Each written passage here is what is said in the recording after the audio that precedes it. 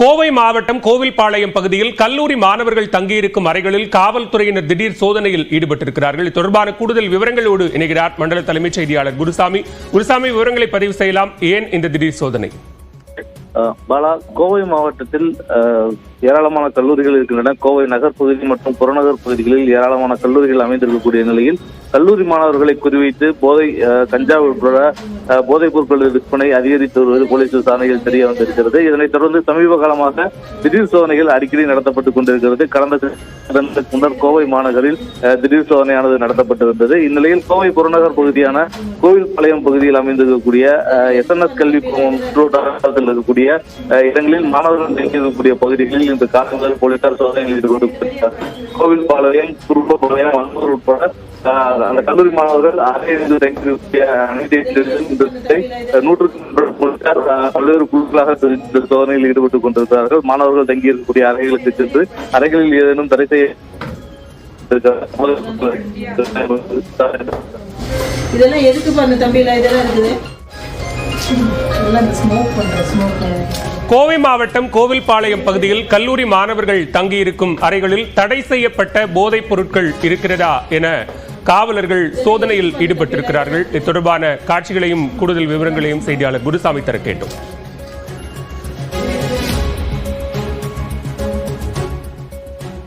சென்னை கோயம்பேடு சந்தையில் வரத்து குறைவால் 1 கிலோ தக்காளி விலை 90 ரூபாயாக அதிகரித்துள்ளது. சில்லறை விற்பனையில் 1 கிலோ தக்காளி 100 ரூபாய்க்கு விற்கப்படுகிறது.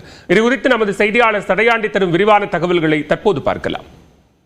தமிழ்நாடு முழுவதுமே தக்காளியினுடைய விலை கடுமையாக உயர்ந்திருக்கிறது. குறிப்பா சென்னையில 1 கிலோ தக்காளியினுடைய விலை 70 ரூபாயிலிருந்து 100 ரூபாய் வரை விற்பனை செய்யப்படுகிறது. இதற்கான காரணம் என்ன அப்படின்றத தேடிதான் சென்னை கோயம்பேடு மார்க்கெட்டுக்கு நம்ம வந்திருக்கோம்.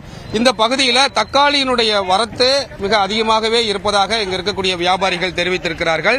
அது மட்டுமல்ல, தக்காளியினுடைய தரம் சற்று குறைந்திருக்கிறது. வெளி மாநிலங்களில் கடுமையான மழை பொழிவு, அதன் காரணமாக நிறைய பகுதிகளில் தக்காளியினுடைய விளைச்சல் அதிகமாக இருந்தாலும் அதனுடைய தரம் குறைந்திருக்கிறது.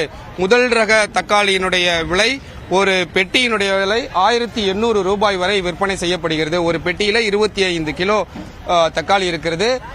இந்த மொத்த வியாபாரிகளிடமிருந்து தக்காளியினுடைய விலை 1 கிலோ 80 ரூபாயிலிருந்து 90 ரூபாய் வரை விலை நிர்ணயம் செய்யப்படுகிறது. மொத்தம் 3 ரக தக்காளியானது சென்னை கோயம்பேடுக்கு வந்து இறங்கி இருக்கின்றன. முதல் ரகம், 2வது ரகம், 3வது ரகம் என 3 ரகத்தில் தக்காளி விற்பனை செய்யப்படுகிறது. மிக குறைந்த ரக தக்காளியினுடைய விலையானது 1 கிலோ 50 ரூபாய்க்கு மொத்த விற்பனையாக செய்யப்படுகிறது. இங்கிருந்து வியாபாரிகள் கொள்முதல் செய்து சில்லறை விற்பனையில் 70 ரூபாய் வரை விற்பனை செய்கிறார்கள்.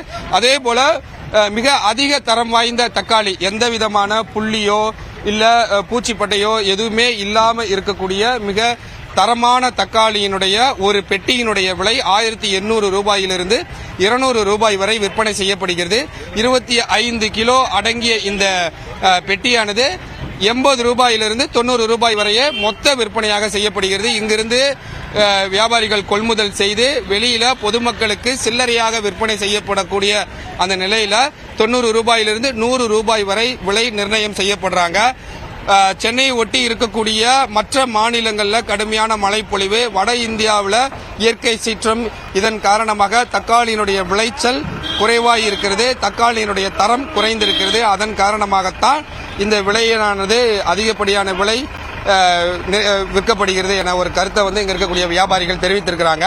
இந்த விலை குறையுமா அல்லது நாளை மறுநாளோ குறையுமா அப்படின்ற கேள்விக்கு தீபாவளி வரை இதனுடைய விலை குறைவதற்கு வாய்ப்பே இல்லை. தக்காளியினுடைய வரத்து அதிகமாக இருந்தாலும் தரமான தக்காளியினுடைய வரத்து குறைவாக இருக்கிறது. எனவேதான் தீபாவளி வரை இதே விலையில்தான் விற்பனை செய்வதற்கு வாய்ப்பு இருப்பதாகவும் இங்க இருக்கக்கூடிய வியாபாரிகள் தெரிவித்திருக்கிறார்கள்.